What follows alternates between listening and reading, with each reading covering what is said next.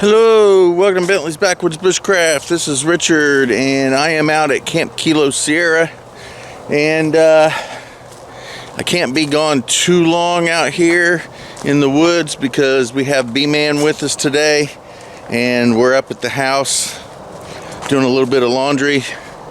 So I do have a little bit of time out here, and there was a few things I wanted to discuss. We're gonna talk about mapping skills, pace counts, being able to basically find north, you know, little stuff like that.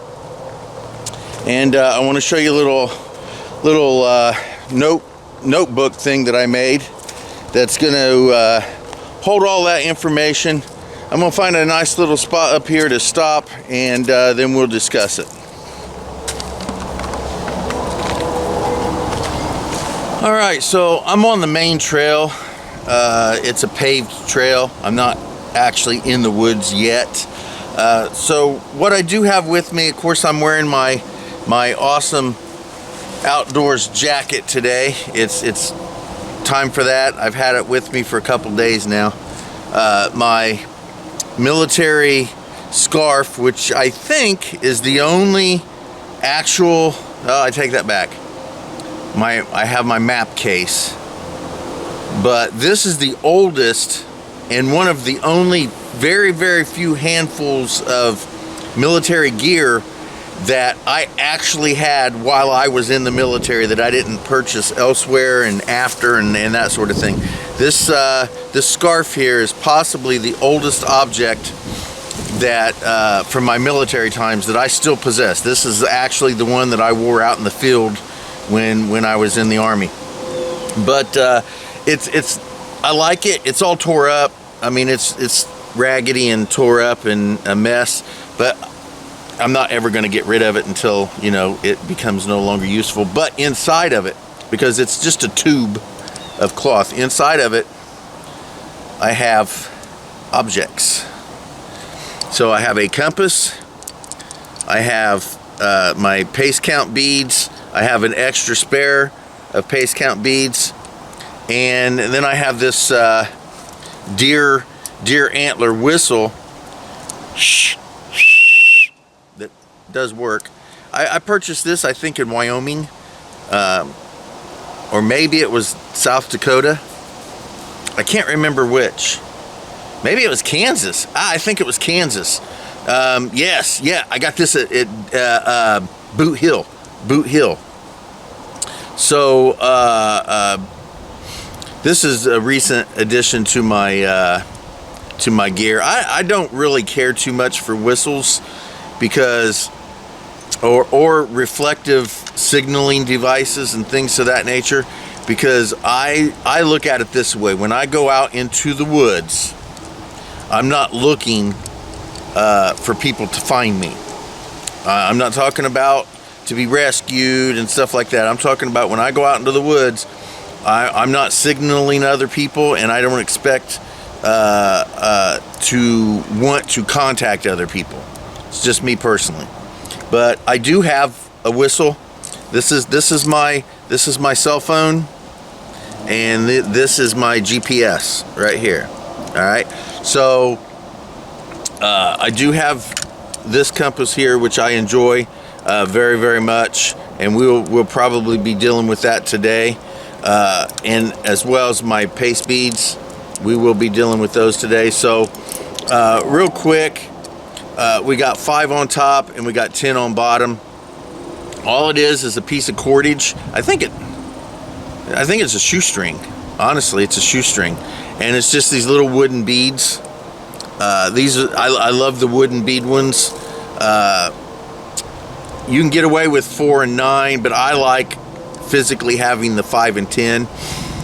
Again, I've said it many times on my channel. I don't necessarily do pace count the same way most people use these beads, because what they do. So my pace count up until recently, because I redid my pace count, I was running at 100 paces per bottom bead. That was basically rounding it to 100, just to be an even 100, 200, so on, till I get to 1,000 steps. And once I get to 1,000 steps, we have a mile. So this is basically how it ran. So I like to pop them all up to the top. So what happens is I'm walking, I walk 100 paces and I pop a bottom bead. 200, 300, 400, 500, 6, 7, 8, 900, 1,000 steps, and that's 1 mile, and I'd pull a bottom bead for 1 mile. All right, and you could do that, and I could keep track of up to 5 miles on there, right? I don't like that, and I don't use it that way. And it's basically coming down to my CDO. And if you ask me what CDO is, it's OCD, but you got to keep it in order. So I am distracted, and I get too interested in other things, just in general. So trying to count to 100 is a little daunting for me, especially if I'm walking, if I'm keeping an eye on things, if I'm looking for stuff. It's a little daunting for me.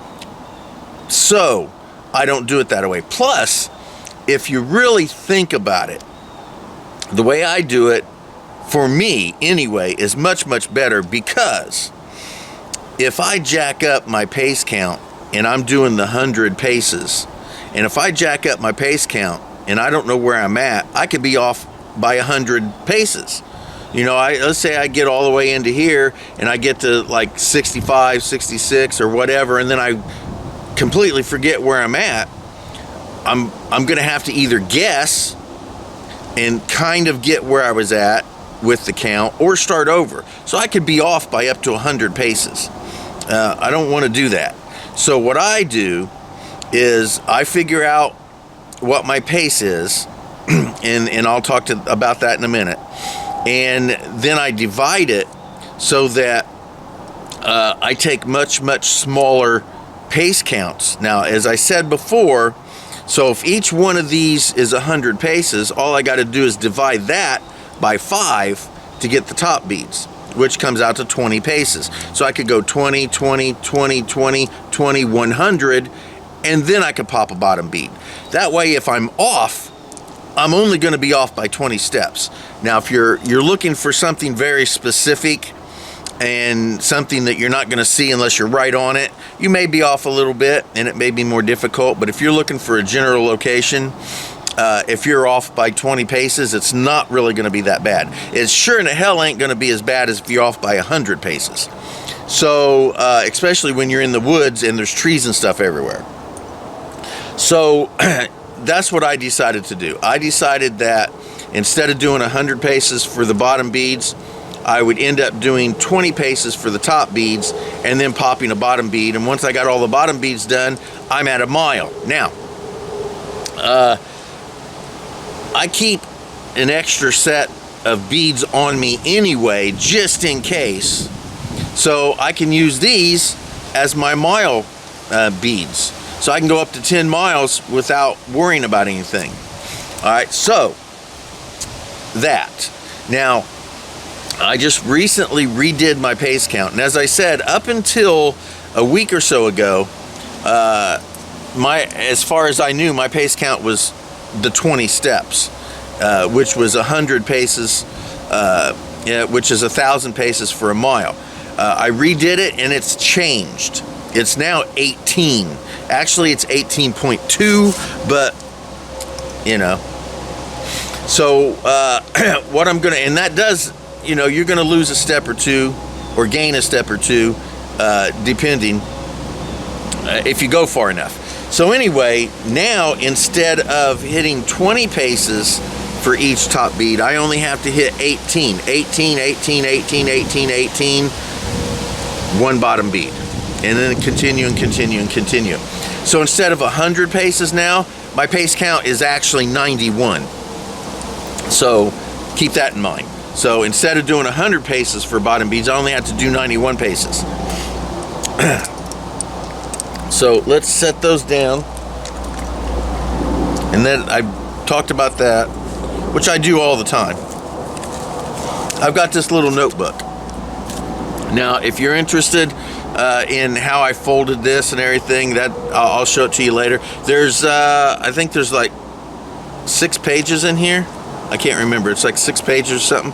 But they open up, boom, boom, like this. And then I can write stuff in them, and then I can fold it down, and each page pops up, boom, boom, there's another page. And then right now I've only got 3 items in there. But anyway, here is my current feet and meters top bead pace count. So if I'm working off of feet, so 5,280 feet is a mile. So 528 feet would be the top beads. I actually got 527.8, pretty freaking close. And that comes out to 91 paces. So 18, and I'll put the points on there, but still 18.2 is still 18, 36.4 is still 36, 54.6 could be 55, 72.8 could be 73, and then 91.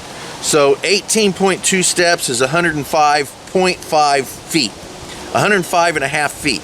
All right, so how I got this is I measured out 106 feet, because when I was doing the 20 steps, it came down to 106 feet, and then and it just doubled that and kept going until I got down to the 5 beads.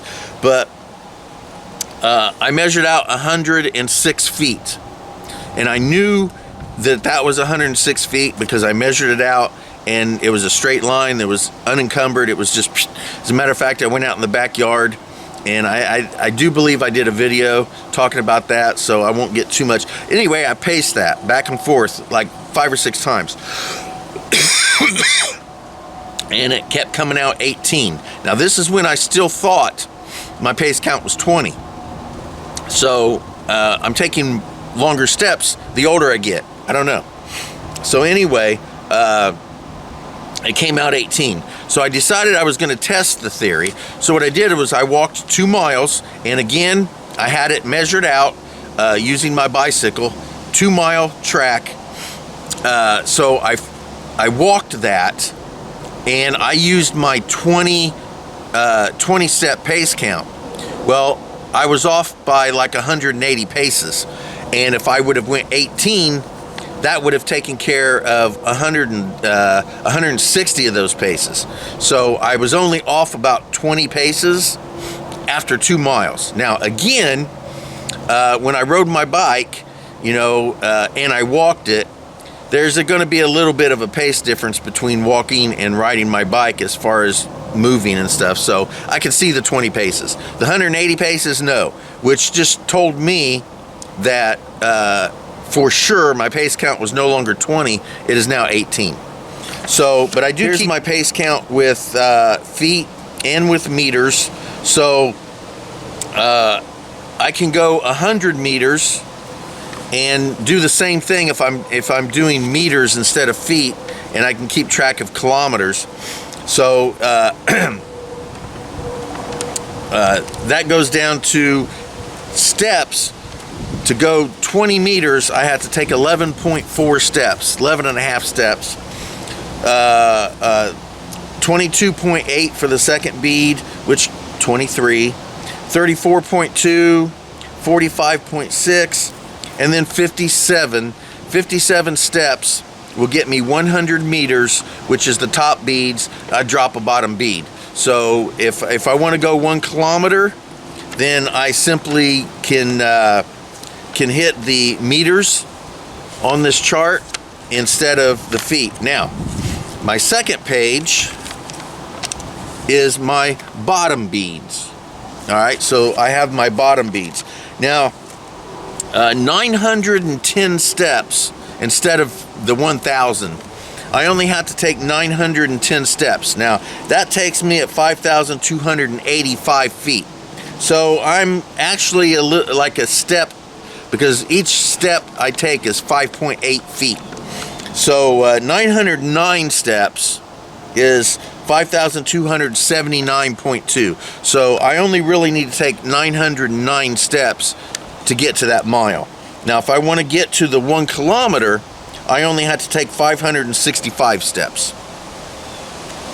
So that will get me to 1,000.3 meters, which is 1 kilometer, 0.3. So there's that. So I have this as a chart. Now, the third thing I have in here, and the last thing at this point, is a military compass. I just photocopied it, and then I glued it on there, and I didn't have any cordage, so I used dental floss.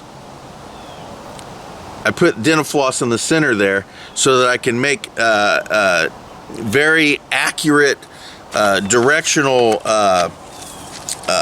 be able to know the mils and the degrees at which I need to move if I'm wanting to go towards an object.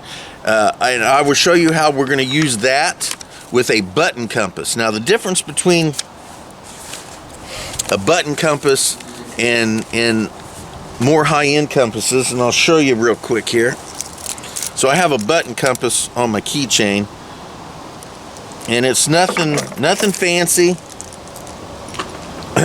It just basically gives you the general north, south, east, west. I think this one actually, this one actually says northeast, southeast, northwest, and southwest. But it's basically, that's all it is. Very, very simple. Doesn't give you any degrees, doesn't give you mils, nothing like that. Now, when I'm working on getting this put back on, one second, there we go.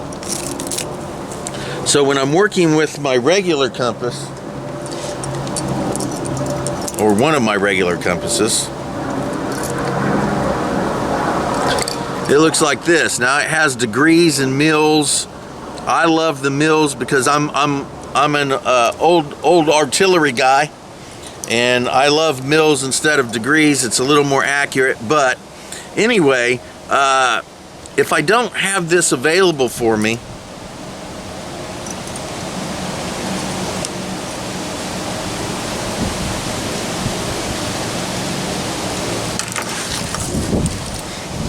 there we go. Boop, boop, up. Right here's north. All right. But if I don't have this available to me, and all I have is the button compass, I can use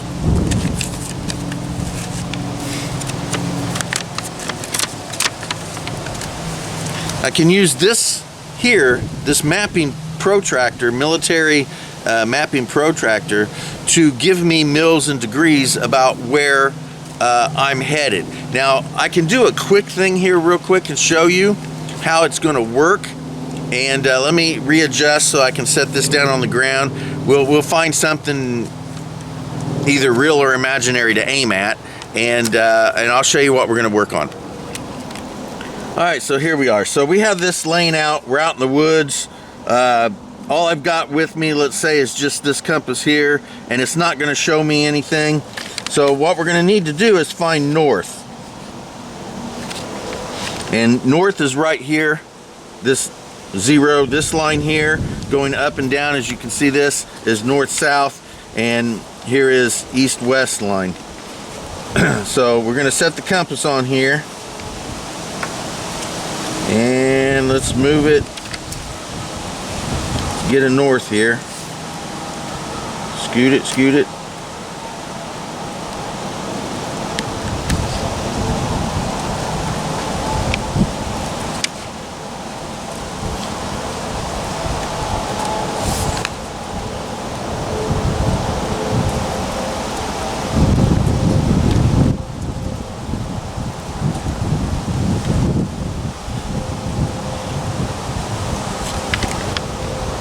There we go. Whoop. And there's north right there. North is right there.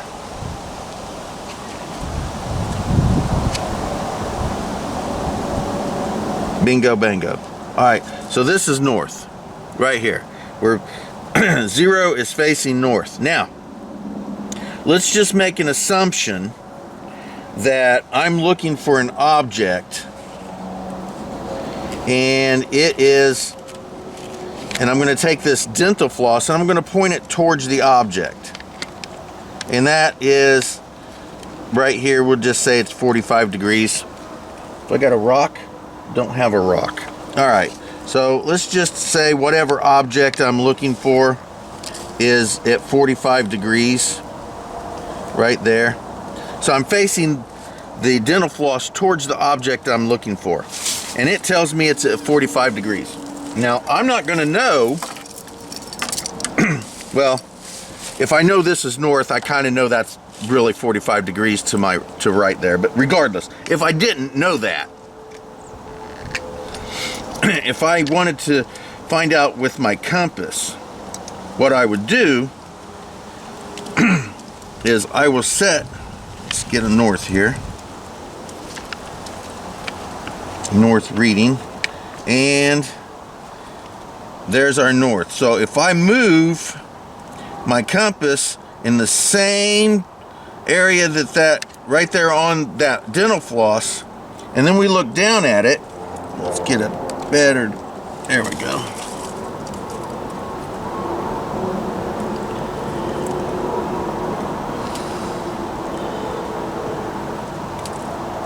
It looks like it says 60.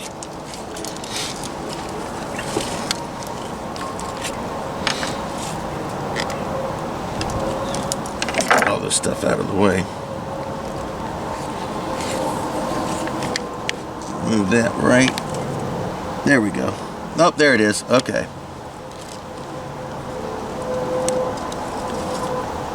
Yep, I'm getting a, well, nope, we gotta move, there we go. I'm getting about, if I put it on the 45, I don't have my glasses and that's a pain in the butt. Yeah, so I'm getting a reading of 60 degrees here. So either this is off, let me see here. Let's put that right on the 0. Yeah, that's off.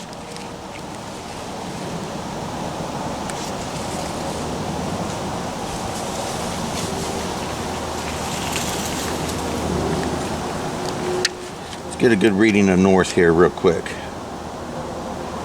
All right, this says north is right there. So there's north. Pretty, yep. Move, move, move, move, move. Right. Okay, there's north. Now if I move this at 45, yep, there we go. 40, 45. All right, there we go. Now we're good. All right, so I orientate the 0 here to north, and when I hit that, if I have my button compass and I don't have anything but the button compass, I can't really get degrees or mils, especially mils, but I can't get degrees off of this very accurately. So what I do is I'll take my cordage or whatever, I got dental floss attached to this, and I will aim it towards whatever object that I'm wanting to walk to.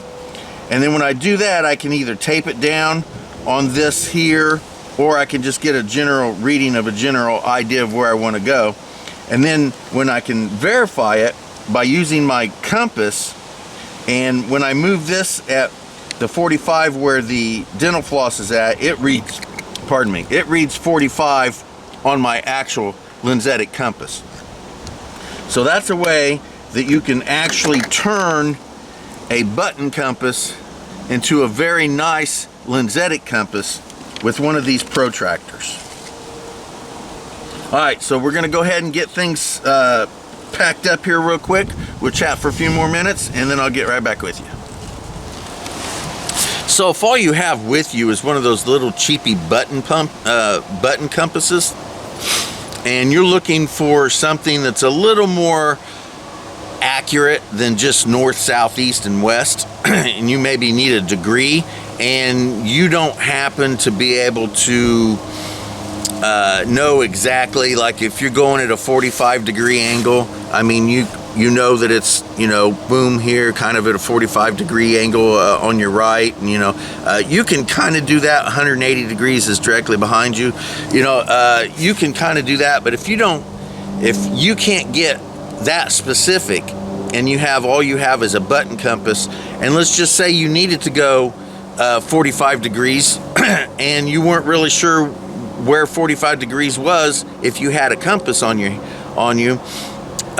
you can use this protractor. So it's a good idea, in my opinion. It's a good idea to keep a little notebook and to keep your pace count. I have my top beads. I have my bottom beads. And I have a photocopy of one of these, let's see, it says GTA 0502012, June of 2008, Department of the Army, graphic training aid, coordinate scales, and protractor. So it's good to have one of these with you. I like having one of the actual real plastic ones with me. I have one in a box in a van. I'll show you my box, my mapping box later, but just make a photocopy of it, put it on a piece of paper, and attach in the center a piece of cordage or dental floss or whatever you got. Keep that on you, and you can turn a button compass into an accurate compass that'll give you some decent degrees, and mils for that matter, because this compass here, the protractor up here has degrees, and then right below them are mils. So if you were looking for something extremely specific and you needed mils instead of degrees, you could still do the same thing with a button compass as you could with a more expensive compass that has degrees and mils on it. So there you go. So thank you guys for watching Bentley's Backwoods Bushcraft, and enjoy the outdoors, even if it's just your own backyard.